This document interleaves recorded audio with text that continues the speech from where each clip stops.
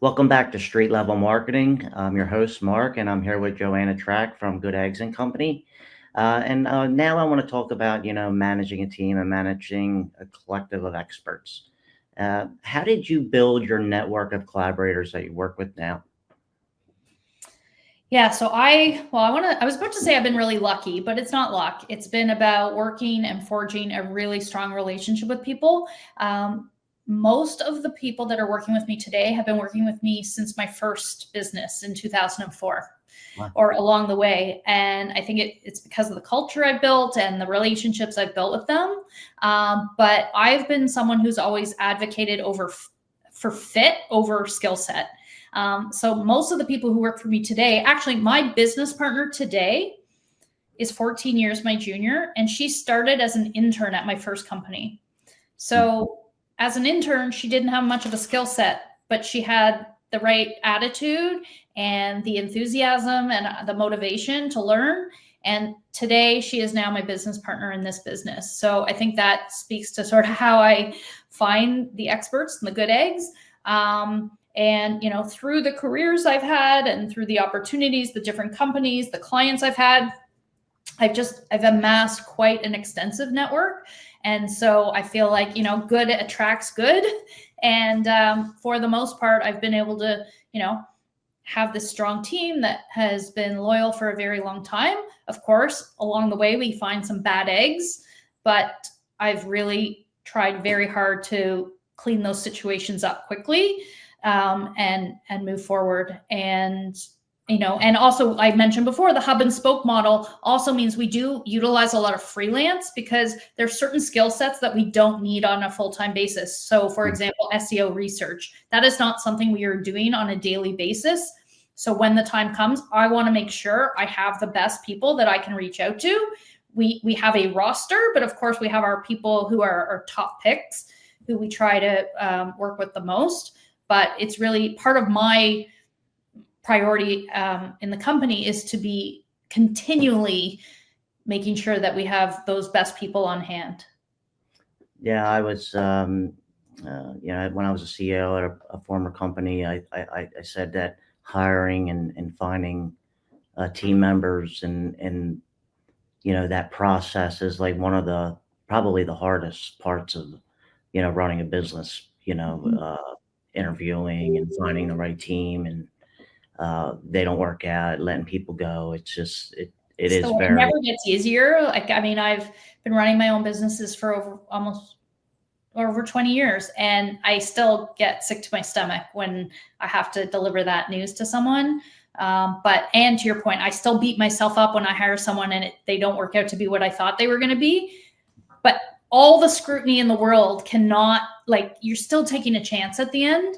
And most of the time, hopefully, as you also grow in your career and your expertise, you can weed it out pretty quickly, but some is still left a chance, and you only find out over time. yeah. Are there certain qualities that you look for in your content creators when?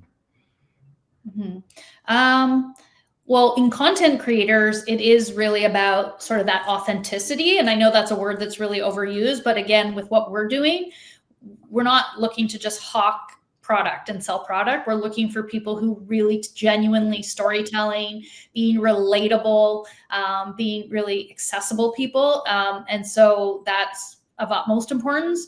But in general, when I'm bringing people into the Good Eggs nest and the team, it's that culture fit. And one of the biggest characteristics is the entrepreneurial mindset. I always say there's a place in the world for the 9-to-5ers and the people who need to follow the manual. This isn't the place for them. This is a place where we work hard, but we all are really energized and motivated by carving the path, not being given the guidebook. Wow. Do you use any particular thing to manage workflow and communication with your remote staff? So we're just in the midst of moving on to a new project management tool. So you'll have to get back to me and let you know how that's going. But so we are moving on to that, but our whole life revolves around tools, especially because we're remote. So relying on Slack, Google Drives, all those things that allow us to work pretty seamlessly remotely, project management. And then at the end of the day, though, all the electronics and tools in the world won't help if you don't have good communication. And so we really make sure that we're constantly communicating. We're also working over different time zones, so being respectful of that. And, I really try to manage. I don't want to bother people when it's their off time. Yeah, same here. I've used Slack, I use Monday. It all really goes into the implementation of it and how well you use it and your staff uses it. Mhm. I mean, you have all the best tools in the world, but if you're not using it correctly, Yeah, it's no good. does your clients interact directly with like everybody across the team, or do you have like a person that's the contact for the client that rolls out all the stuff that they need? Mm-hmm.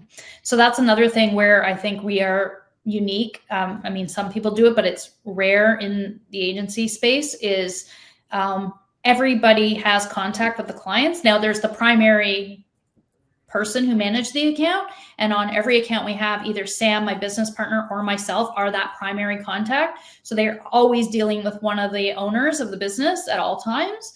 But then their day to day, they might be speaking to someone like we have a couple directors of strategy who are kind of like account people, but I don't like to say that because to me that sounds more like a middle person. They are really adding value and understanding the client's whole business. But what I have seen work so well that I've seen work so poorly, or not when it's not implemented, be really poor at other agencies, is when you have the creative team not having direct contact with the client. So here, my copywriters, my designers speak directly to the client. That way they hear it straight from the client, what they're looking for. They can give their feedback, they can have a dialogue, and everyone feels much more involved and engaged.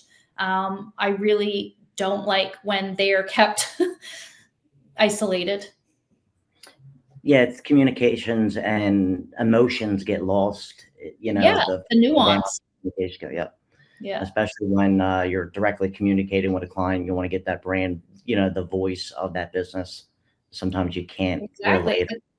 The copywriters, like when they hear it straight, they totally get it. And also the designers, because they're like, oh, now I get it. I know what she's saying. When you pass, a brief and then another person, and then it's lost in translation. Mm-hmm. What's your onboarding process when you hire a new freelancer? So I really believe in sort of letting people shadow. Like I don't throw someone right in right away. It's like they mostly just listen and learn and read, and they might see the materials going back and forth, but I don't ask them to do a lot, usually for at least a couple weeks.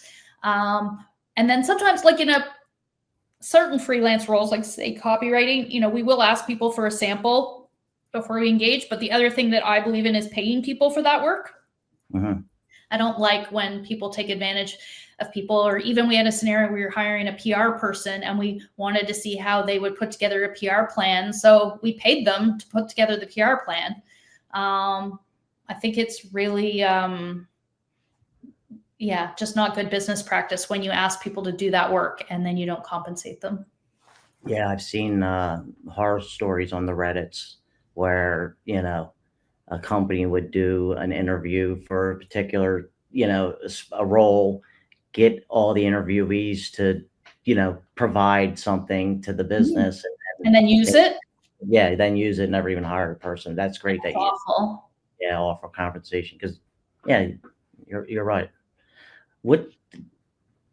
How do you keep the culture strong in a remote team? So I think it's about spending time on non-work stuff. So even when we're remote, it's getting on the calls, talking a bit, social, movies, what shows we're watching, sending memes back and forth, whatever it is. It's like it can't be all about work all the time. And so that really helps. And then again, being really flexible, just letting people have their time when they need it, and communicating. And, people will just say like, I've got this going on. I just can't focus right now, and being really understanding. But then also it is really important to come together. And so, depending on budgets and stuff, sort of impacts how often we can do it, but we fly everyone in at least once a year so that we can all physically be together. And then when we do that, it's actually no work. Like last summer, we went on a retreat of sorts, and I should say we're a team of, like, my full-time team is all women, so it makes it kind of easy to do stuff. And that time is so critical to forging those relationships, and people feeling more comfortable with each other, because then when you do have to talk about hard work things, there's more of a comfort level. Yeah, that makes sense. What's one of the biggest lessons you learned about leadership since you started this company?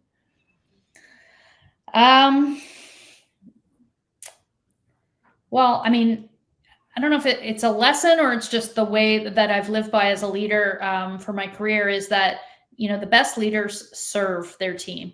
So I let them tell me what they need from me, and I'm there to support them. So I let them take the spotlight. I let them present in meetings. I let them share their opinions. I take their feedback and criticisms. So it's a two-way street. Like, if I'm expecting certain things of them, then they have every right to expect certain things of me. And I've been in so many scenarios in my own career path where I wasn't treated that way. I always say I learned to be a good leader from the worst leaders I had. So I try to implement the good and remember how it made me feel when I wasn't treated that way. We're coming out to the time. When we come back, I want to talk, about some of the lessons, some of the trends, and, looking ahead, what do we have to look forward to in content marketing? So we'll be back after a word from our sponsors.